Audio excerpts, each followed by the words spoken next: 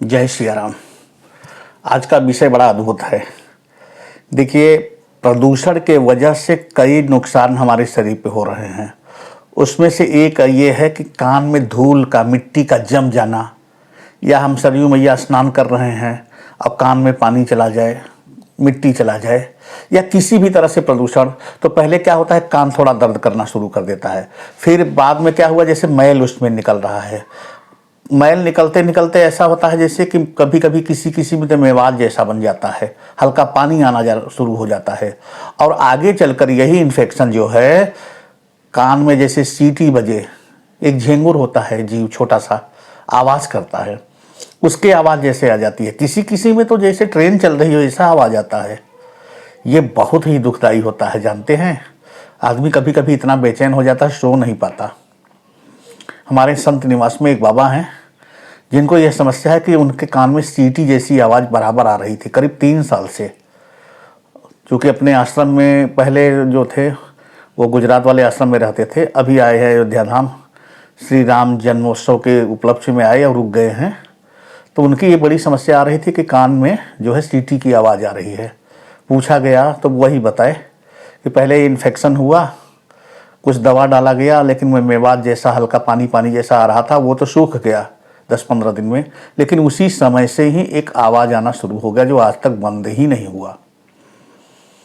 तो अलग अलग संतों का मत और जो हमारे पुस्तक हैं आयुर्वेद के, उन पे जो उपचार लिए गए हैं वो सब देखा गया, तो काम नहीं किया कोई। देखिए, उपचार तो सप्ताह भर किसी का हुआ, फिर किसी औषधि का हुआ, लेकिन प्रयोग वो सब फेल हुए। लास्ट में हमारे आश्रम से ही बहुत ही सुंदर व्यवहार रखने वाले एक डॉक्टर साहब हैं जो होम्योपैथ के दवा करते हैं, दवा देते हैं, उनसे बातचीत हुई। हालांकि हम लोगों का विषय नहीं है कि किसी कंपनी के बारे में बात करें। हम भी अक्सर देखते हैं कि हमारे यहाँ तो जड़ी बूटी से ही काम हो जाता है, लेकिन कुछ समस्याएं ऐसी हैं जो हमें इन दवाओं की तरफ जाना पड़ता है। तो हमारे बाबा जी का, महाराज जी का तो समस्या बड़ा ही था। बुजुर्ग आदमी हैं, आवाज़ लगातार आ रही है, सो नहीं पाते। सोएं कैसी, सीटी जैसी आवाज़ तो लगातार आ रही है।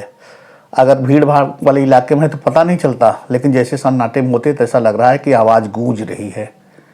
बेचारे परेशान हो जाते, रात्रि में उठ जाते, भजन करते, फिर सोते, फिर जाग जाते, क्योंकि आवाज़ लगातार आ रही है।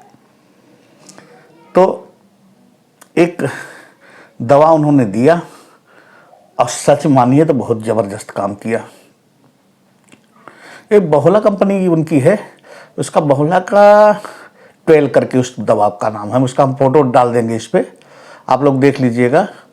यदि किसी को हुआ हो तो डॉक्टर के परामर्श से, क्योंकि हो सकता है सबकी प्रकृति अलग अलग हो, रोग के लक्षण और कारण अलग अलग हों, लेकिन एक बार उसका प्रयोग करवाइएगा अपने डॉक्टर से मिल करके। संभावना यह है कि 3 साल से हमारे महाराज जी को हुआ था और धीरे धीरे तीसरे या चौथे दिन आवाज़ आना बंद हो गया। तो बहुत से लोगों को यह समस्या हो सकती है। हो सकता है इन महात्मा के जैसा आप में भी यह समस्या हो, हल भी इन्हीं के जैसा निकल जाए। तो आप अपने डॉक्टर से परामर्श लेकर के उस दवा का फोटो मैं यह बगल में डाल दे रहा हूँ, आप देख लीजिए और उपयोग करिए। आप भी स्वस्थ रहिए। तो आपको कैसा लगा, फ़ायदा किया नहीं किया, जिनको हुआ है वो निश्चित रूप से कमेंट करके बताएंगे। आपके कमेंट का हमें इंतज़ार रहेगा। जय जय श्री सीताराम।